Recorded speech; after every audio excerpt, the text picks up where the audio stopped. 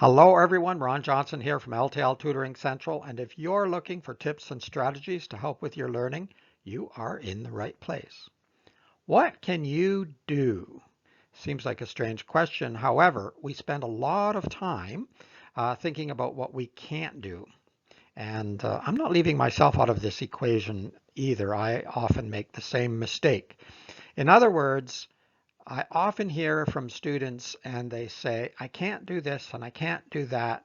I'm not able to do this. I'll never be able to do that. So we're looking at things we can't do instead of at what we can do. Now, while it's good to recognize our challenges or our weaknesses or areas or subjects in which we have difficulty, that's not sufficient and it doesn't get us very far. It's just a good idea so that we know where we need to start working. Then we need to look at what can we do? What can I do to solve this problem or this issue? Now, this can be for any aspect within your life, not just academics, but I'm looking primarily at schoolwork or academics where you're learning something new or you're extending from what you already know. And that's what I mean is start with what you know. So there are things that you can do. There are things you already know.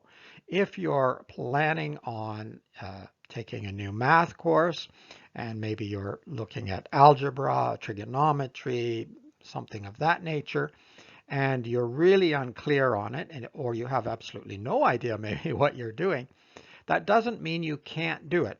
Maybe you can't do it now, but that doesn't mean you can never do it. Start with what you know. Do you know how to add, subtract, multiply, and divide? Do you understand the positive and negative temperatures on a thermometer, for example? Are you able to have some concept that there are numbers below zero? If you have those things, then you're ready to start on basic algebra, and you can start on the very basic adding, subtracting, and then move on to multiplying and dividing positive and negative numbers and just keep moving step by step. So start with what you know and then build upon that. If you don't know how to add, subtract, multiply, and divide uh, positive numbers, start there. Begin with that and refresh your memory if you knew once and have forgotten. And if you never knew, well, that's where you begin. That's where you start. If you're working on any course, an English course, a history course, a geography course, whatever it is, start with what do you already know and use that to strengthen the areas that are weak. So it might not even be a course. It could be students say, I have a really poor memory, as if that's the end of the story. I can't do this because I have a poor memory. Well, improve your memory then. Work on improving your memory. There are many courses or tips and guidance uh, to help you improve your memory, to make your memory stronger, last longer, retain information for longer periods of time. There's lots of things you can do to improve your memory. Also, there are methods in which you don't need an excellent memory. There are workarounds that you can do in many courses or many areas in which you don't necessarily need the strongest memory. Obviously, taking notes and reviewing your notes will both help improve your memory, but it will also allow you to access those so you don't always have to remember everything. We never remember everything. Our brains forget more than we remember. They're designed that way. So there's always something you can do from what you know to get to what you don't know, or to strengthen what you know and learn new information about that same topic. So instead of being negative all the time and just closing the door, that's the problem. It's okay to recognize, okay, I have an issue, but what's the solution? That's the next question. And a lot of the time that one doesn't seem to get asked. It says, I can't do math. I'm good at English, but I can't do math. There is no reason why an English student can't do math. There is no reason why someone who's very strong in mathematics cannot also do an English course or a psychology course or a philosophy course.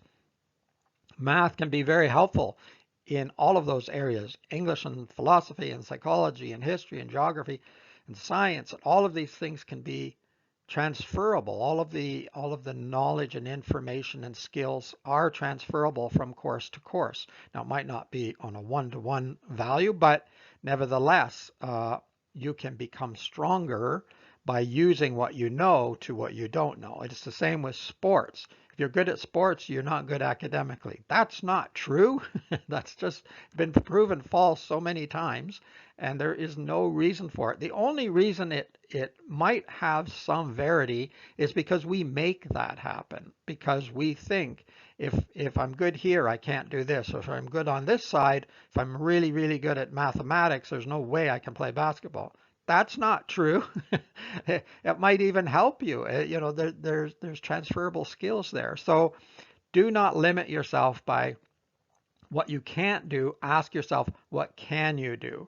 If you have been labeled with ADD, ADHD, dyslexia, any of these terms that do indicate that you have specific challenges, that's not an out. That's not an escape hatch. That's supposed to be to help you uh, find ways to work toward what you can do. It's not to shut the door and say, well, I can't do that. That's it. The end. No. Look at what you can do, no matter, and besides that, these labels are used for such a variety of people. It tells us very little, actually, about what that one individual can do and is having difficulty doing. It's different for each one. So you need to still start personally, what can I do to strengthen this or find a workaround specific areas and still achieve the goal that I want to achieve? And that can be academically, but it can be in other parts of your life as well. All right, I could talk about this for a very long time. I don't want to ramble, so I'm going to stop there for now. Check out the blog. It's on the same topic. I'll put a link below. Also a link to the website. If you have any comments or questions or just want to let me know how you're doing, you can leave a message or a question below if you're watching on YouTube, or you can send me an email. Check out the website. That's very easy also. And if you need help in terms of academics or motivation, to help you get over some obstacles you might be dealing with, of course, a personal coach can be very helpful, and that's exactly what I do. So get in touch or stay in touch. And in the meantime, keep learning, keep having fun, and keep asking yourself, what can you do?